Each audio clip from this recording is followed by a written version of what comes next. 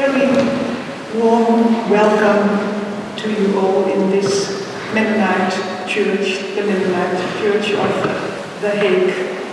I feel very pleased and honored that you chose our church for this event. A special welcome today to Sri N, who is going to talk with us today about human search, our search for happiness. We will listen to the talk by Sri N. We will listen to a piano performance by classical pianist and composer Milenko Veselinovic. A difficult name, a Croatian name.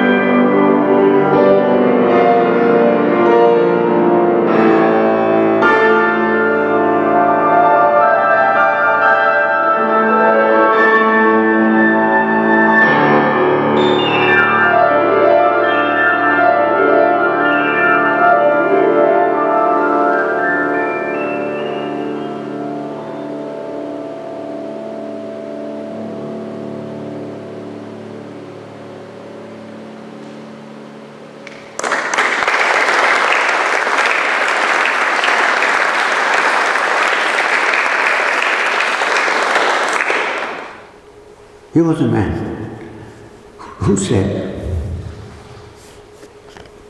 "Lay treasures in your heart where thieves do not break in and steal." Perhaps is it that we are seeking the treasure in the heart where thieves do not break in and steal? And are we in our whole life trying to find it in some way, thinking that it is outside? Perhaps it is inside us. And we are looking for it all over the world. Now, connected with this wonderful saying, Purna. Purna means completeness. Because we feel incomplete, unfulfilled, we're working all our life doing this, doing that to fill ourselves, but we never get filled until we, what we call, go to rest finally. What do we write in the graveyard? R.I.P., rest in peace. But we don't know whether there is peace out there. But till we go there, there is no resting in peace. We are saying that one can rest in peace deep within, even before we do the final resting in the graveyard. Perhaps it is this happiness that we are seeking, thinking that it can be found outside. There's nothing against seeking happiness outside, that's fine. But sometime when we are alone, we must think, is this fulfillment possible outside, or is there some fulfillment inside? And the sloka which I quoted says, Purnamada, that means that from which this entire world has come is complete. But doesn't mean anything to us. The next word is good news. It says, Purnamidam, but that completeness is also you, in you. So that completeness, let's say a spark of that completeness, that fulfillment is in every one of us. Perhaps it is that which we are searching for. Now, I'm going to tell you a little story before you feel sleepy with all this talk. In India, in a beautiful city called Banaras, I don't know if you've heard of Banaras, well, some people say it's dirty, but I find it very nice. In the city of Banaras, there lived a weaver saint. He used to weave cloth and make his living by weaving clothes. But he was a very spiritual man. And he said something very interesting. He said, in the Himalayas, in some parts of the Himalayas, there is a particular kind of deer,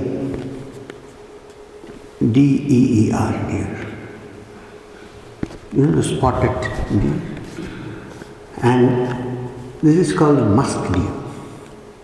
You have heard of musk? Many perfumes have musk, M-U-S-K. You spray it as a beautiful fragrance. And in India, a musk is called kasturi. Therefore, the deer is called Kasturi Mrga, which means the musk deer. Kabir, his name was Kabir, the weaver saint. He is equally respected in India by Hindus, Muslims, Sikhs, everybody.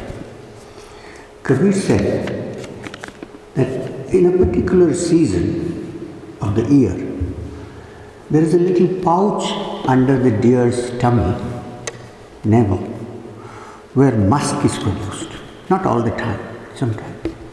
And when the musk is produced, there's a beautiful fragrance in the air of the musk. But the poor deer, you can also say D-E-A-R, deer, the poor deer, not knowing that the essence or the source of the fragrance is under its belly button, keeps looking for it everywhere in the forest, thinking that maybe it's coming from here, maybe it's coming from there, not knowing that the source of the fragrance is under its own belly button. So the great teacher said, inside us there is an element which expresses itself when we are kind, when we are compassionate, when we are happy, when we want to help others also, if we can close our eyes and go deep within. Inside the heart is an element of that happiness for which, seeing the fragrance of it everywhere, we think we can acquire it from outside. We can't, we need to look inside. And if somebody has found it, that person becomes also fragrant, not with perfumes. When people interact with the person like that, maybe not me, I don't know, they feel there is some fragrance, is satisfied, calm, quiet, peaceful. So, is there some way to find this?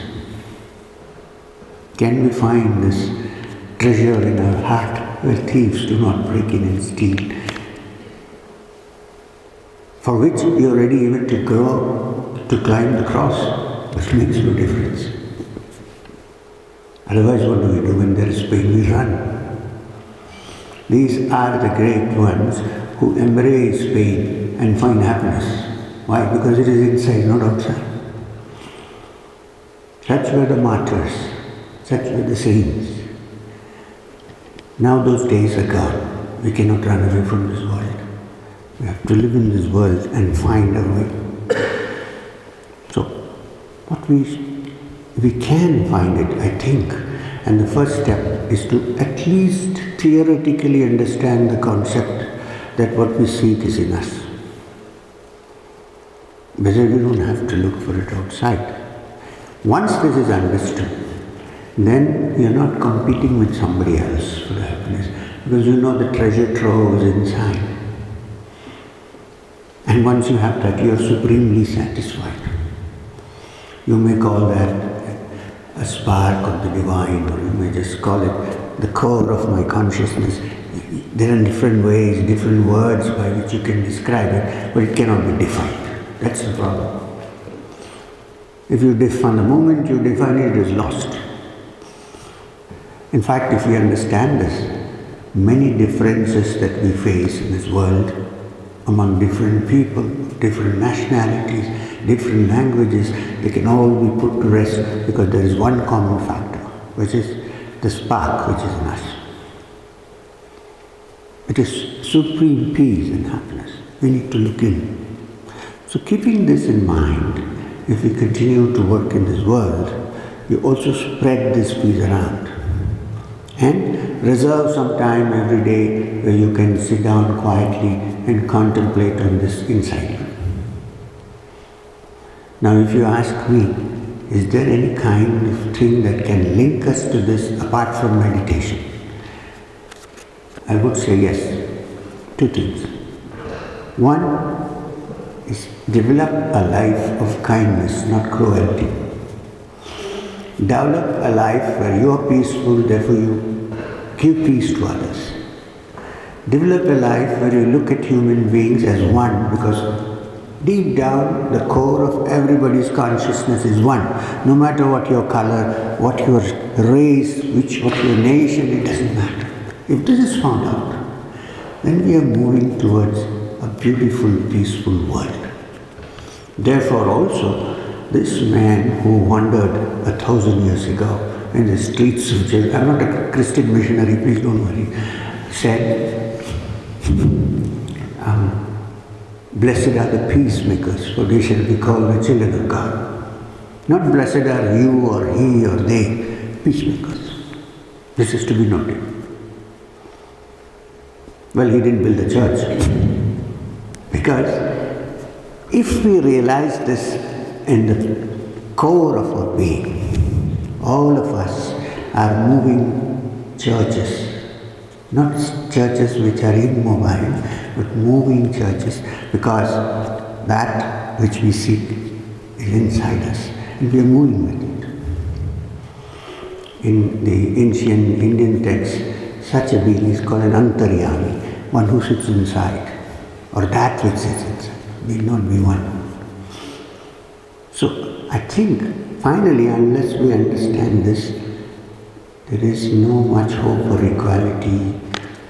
The Marxist theory of equality hasn't worked anywhere in the world. It's good as a philosophy. When I was young, I also went through Das Kapital. But as a practice, it hasn't worked. But when you know that because the core of our consciousness is same, then we see some hope of equality there. We see that we are human beings and we don't hurt other human beings. Why? When you slap somebody, you're actually slapping yourself. There is no difference really. So, this is what I go around the world talking about and trying to make people understand. Can we sink our differences? Can we spend at least 10 minutes quietly? Because nowadays, as Janice said in the beginning, there used to be a church which there are no services anymore. Something else is happening. Good music is happening, all that I can understand. But can we have that service inside us? At least, if there is no church to do it. There is this very simple prayer which I always adore. It says, when thou prayest, go into thy closet.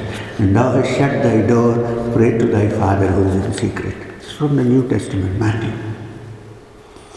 So I believe that that closet is actually this.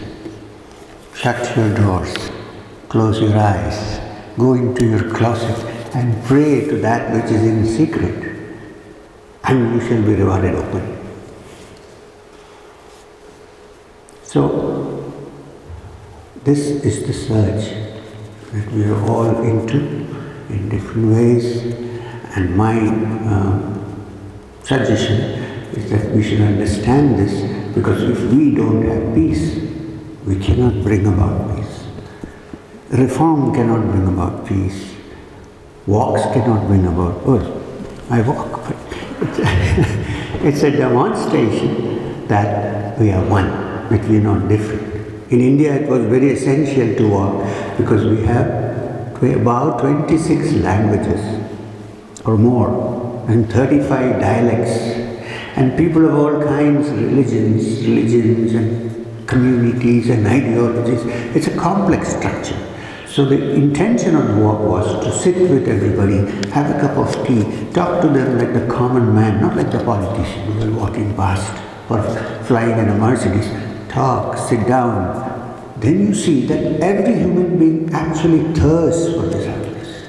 The thirst is there. There's nobody to sit down with and find it. So if we can do that, there are practical ways of doing that. That's not what we are discussing. I'm saying there is hope. Therefore, the walk of hope is not just walking on the road, it's also trying to walk in the reverse direction inside us. Then there is hope.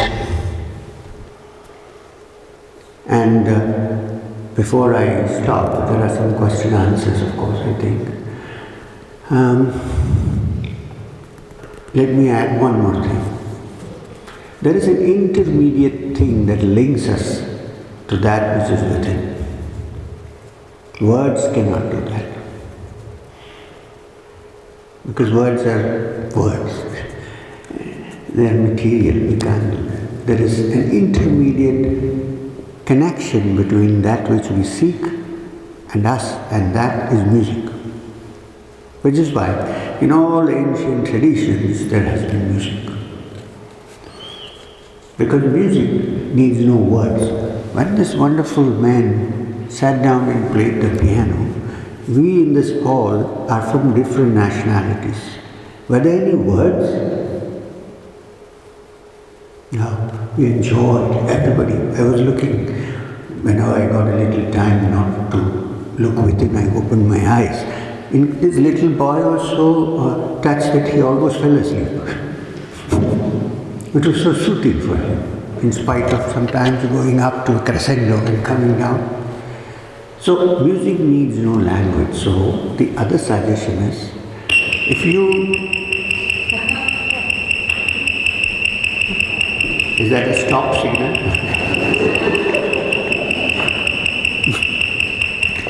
Oh, thank you.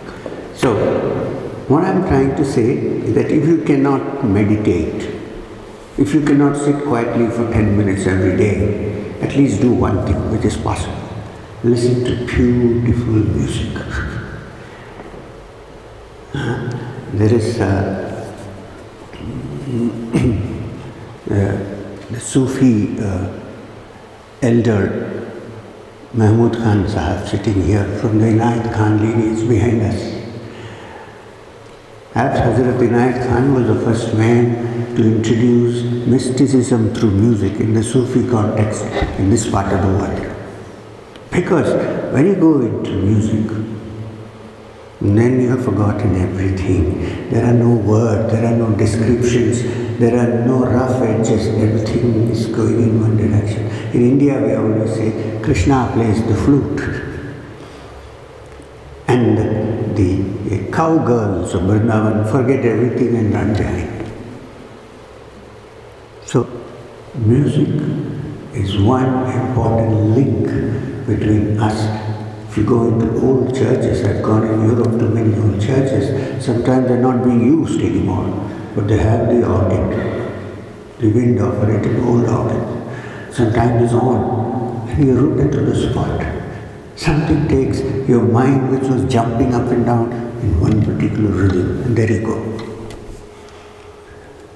So, let me conclude by saying it's all in the mind. If you change the mind, we can change the world. Thank you very much.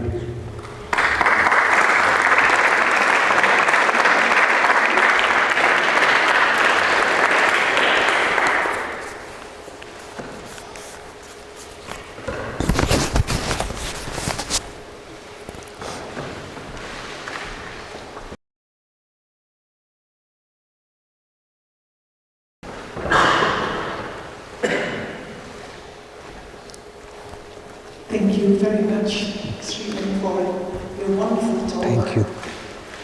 We have some time now for questions and maybe also answers. But questions are always more important Yeah, than answers. absolutely.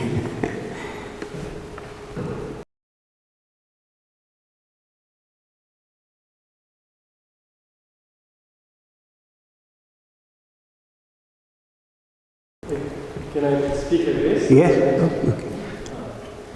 I'm always confused. Yeah, I prefer doing this. Just so I study in a quite competitive university. Yes. And I'm really not surprised to know that about 70% of students there are either depressed, anxious, and what I keep asking myself is, how do you do when your environment is full of deadlines and stressful environment, to actually, find this peace within? So I do meditate, but not enough.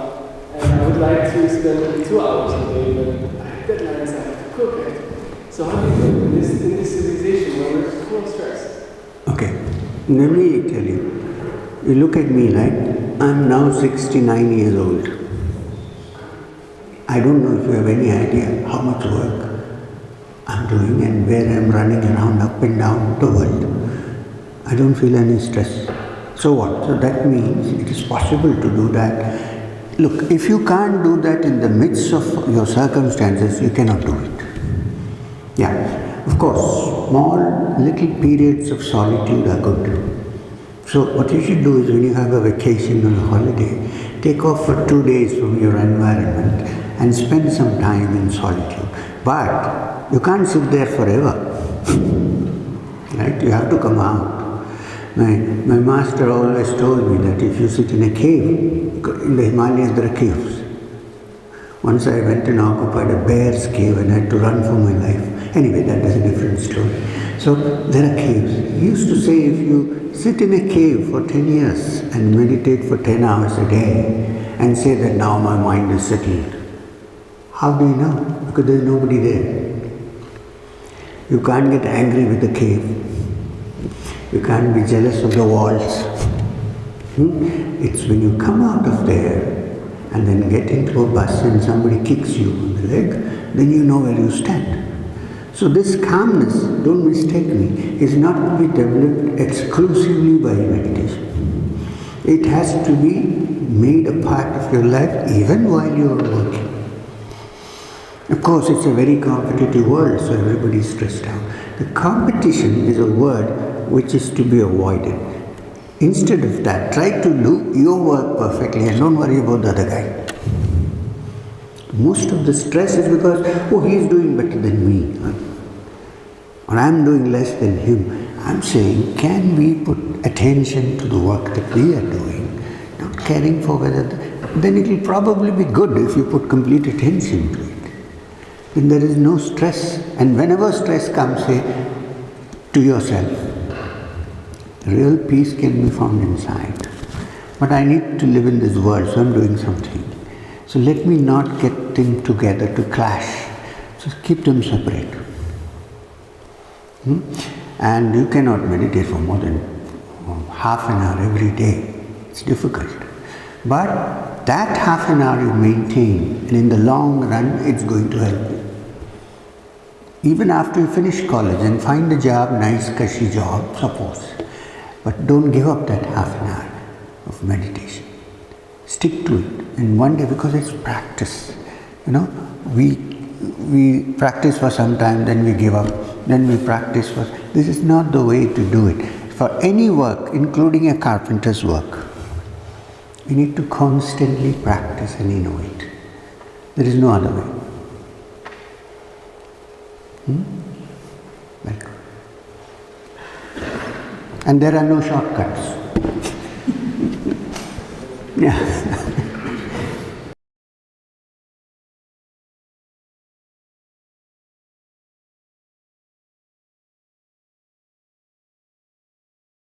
I hope my English is good enough for you to understand. That's okay. Perfect. My afternoon started very fine because we were at the Peace Palace thinking your talk was over there. I heard what you said and I feel what you said. How do we become a part of your movement? What are we going to do from here? Just have to extend your hand, sir. You just have to extend your hand and shake hands with me, and we will move on from here, I assure you. I think if you are already wishing to be part of this movement, I am very, very thrilled that there are more people joining us in this. But I would suggest that apart from the actual movement of the walk of hope and so on, spend some time every day quietly trying to meditate in your heart. There's an easy way, it's not a shortcut, but there is a simple way of doing it, which is non-denominational.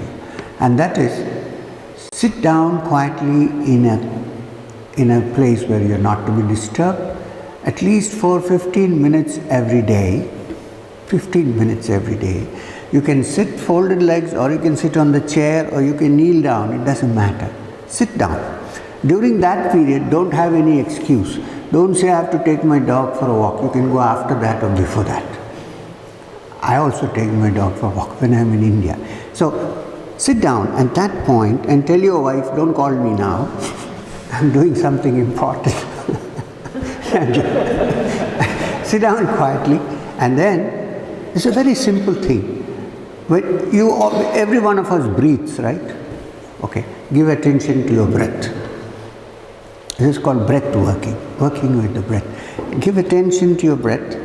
As you breathe in, give complete attention to your inhalation. Normally we don't attend to our breathing, it happens automatically. Give complete attention. And then when you exhale, give complete, total attention to the exhalation. See, when you breathe, you see inside you hear a sound, inside, it may not be outside. So listen to that sound. And when you breathe out,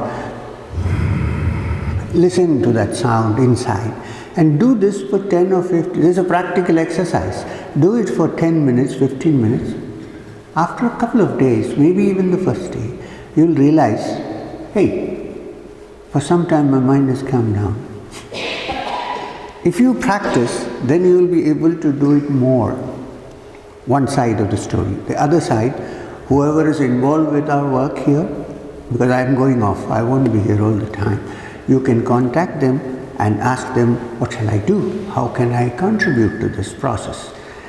And if you are willing to come to India, you are welcome. That's right, but I understand what you said, but still I'm not aware of the fact when I'm on a birthday party or whatever, in Holland we sit down in a circle and we talk to each other, and then I tell the people I've been here. That I've been here, I've heard you talk, but how do I become a member of the movement? Yes. What can I tell them? How can I? Yes, for this you need to contact the lady who was trying to show you the right address today on the telephone, and I hope you give him the right directions. Okay. So then we can come together. I'm sure there is hope. Thank you. And regarding the sitting together and have in a party and so on, we also have our own parties, but we drink a different kind of spirit.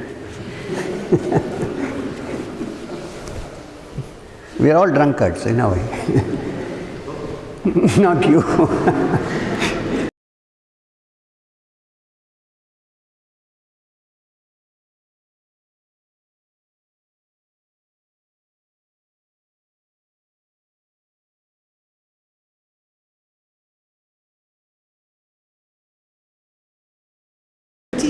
Lady. First, thank you very, very much that you are here with us all. Thank you very much.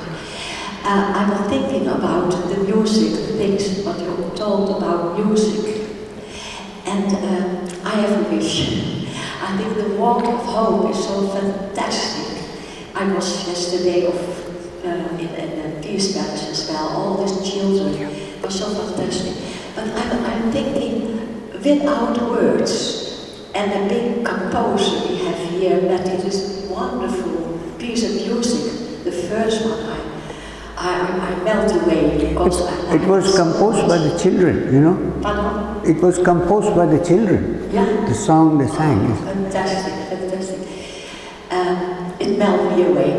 But I was thinking, when the Walk of Hope has only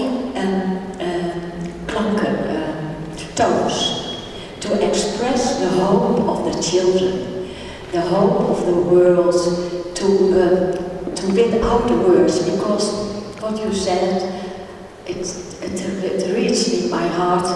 It's true, the words is separating the people of the world, but the sound of music from the heart, and then all those children who know a very simple melody, and once in a while they could express themselves in this hard tones. Absolutely. This is what I want I to agree with express. you. It's not the words per se that divide, it's the language. Language is important to convey, but language can also divide. Well, I teach singing lessons by a Sufi, very nice lady, Mariette Saleh is the name. Oh, she was so darling. And a few years, how many years? I think 20 years ago, I woke in the middle of the night and I heard a poem. But it's for me a bit difficult to say it in English. I will try. Sometimes when I carefully listen to the sound of light and darkness, I know within my heart that behind the world of words and things there is nothing but only tones that sings. Like that. I woke up, but in Dutch is probably more beautiful. I don't know. It's okay. I can get it. I can read your heart. Thank you.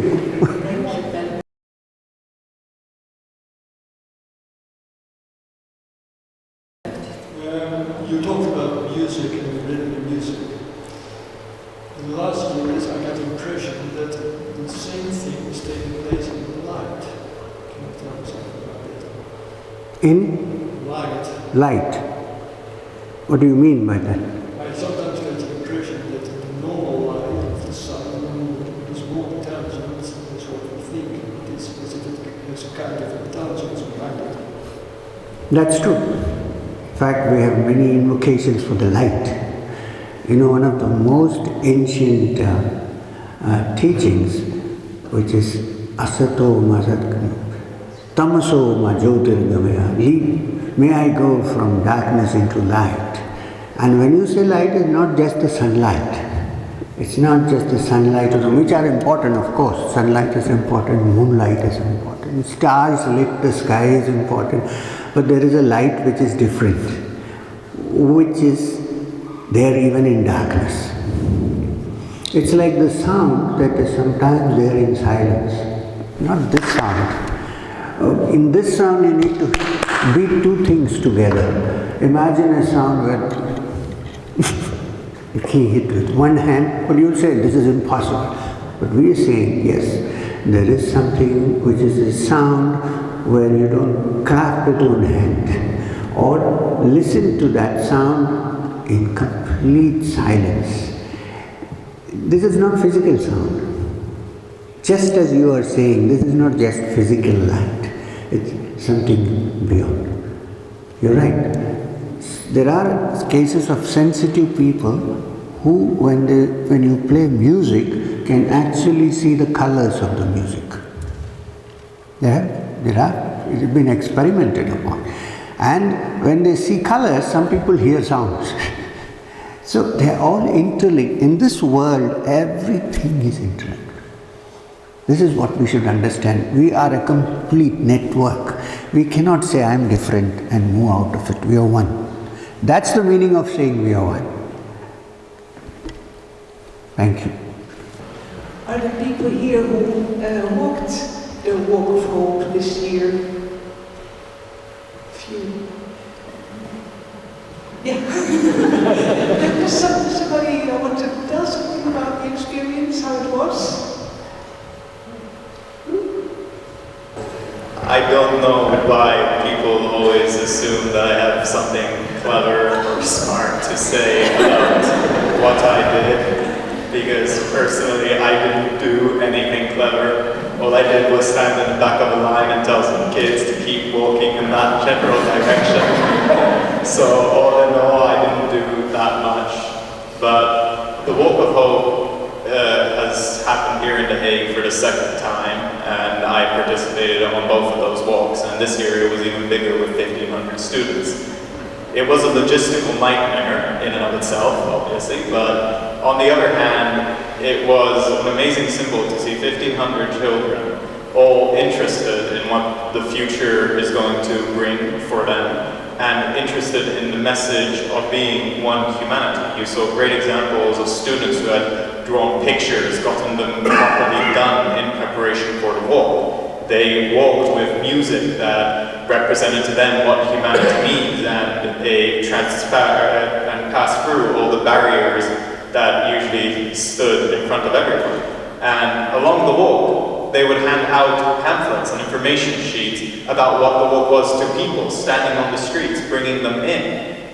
We walked through the entire, we walked from Ockenburg, which is on the outskirts, I think, of The Hague before we start entering another jurisdiction. And we walked all the way through to Autobiography at the Maris College, where we picked up the rest of the students. And from there, we walked to the Peace Palace, which is The Hague's international symbol for human peace and justice. And the key word there is human peace and justice. One human, one nation, one race, unified under one flag of the United Nations. And the symbolism behind that, having all these kids who are international students from different backgrounds, all walking together without anger, without hatred, who have the right to walk together and also have the joy to walk together, coming to a final destination such as a UN site and saying, we walked here and we could walk here to spread this message and to spread this awareness. And I think the walk is a perfect example of how, even when times are bleak, when the world looks as if it may fall apart the next day, when you've got people trying to take apart humanity, you will always have the people who will do whatever it takes to keep humanity together. And that's just about all I have to say.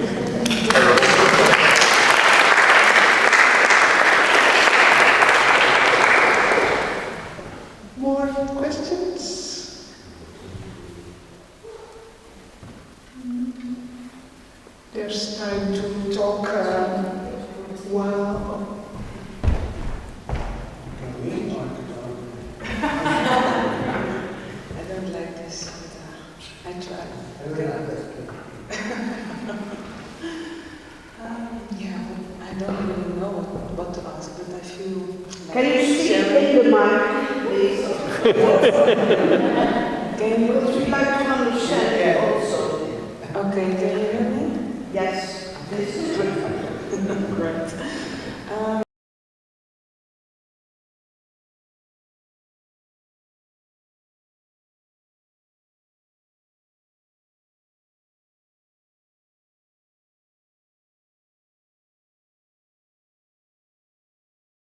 You were talking about the spark, the divine spark in each of us, and I feel that that spark is connecting with each other because it's one. So more and more in my life, I experience that in my work, and then I felt like, oh, I want to connect more and more and more with the divine.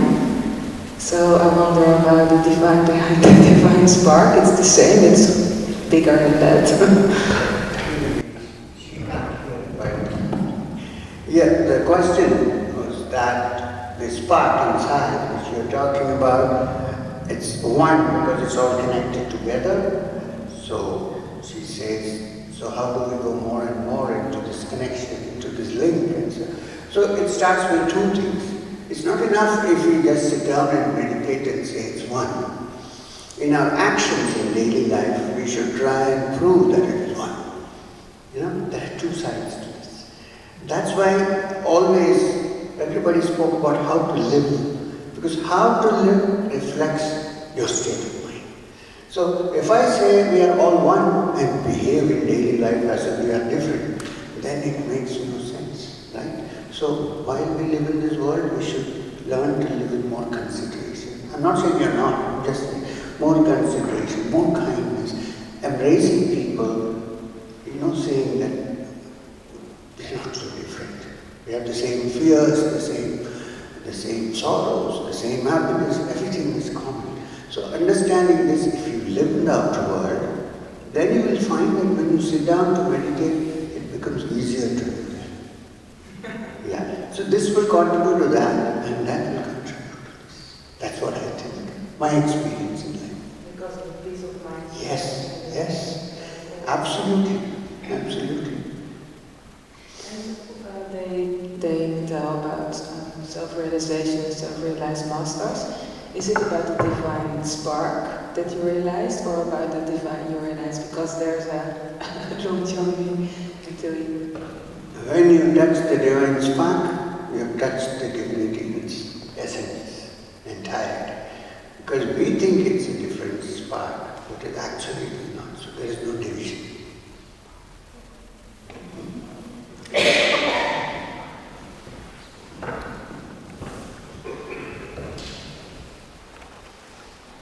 I look around and I see happy faces. Maybe we found some of the happiness we're looking for this afternoon. I hope, yeah. I was wondering if you know that the Dutch word for human being also starts with an M. Really? Yes. What is it? Mens.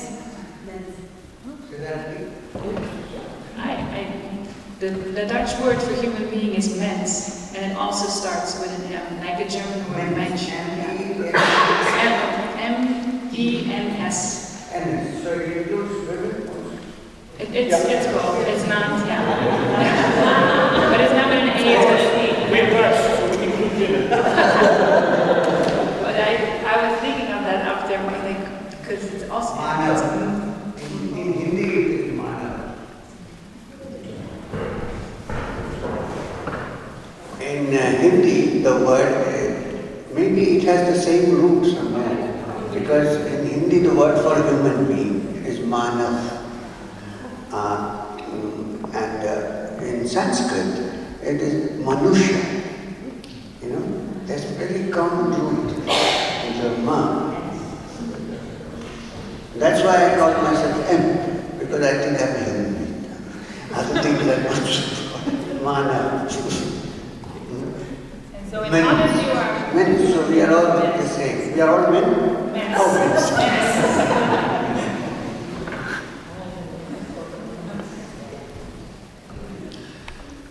I want to thank you very much for sharing your thoughts on happiness with us this afternoon. It was very enriching. Thank you very much all for coming here. And there's tea and cookies in the room next room. So thank you very much for coming, and I hope to see you again sometime.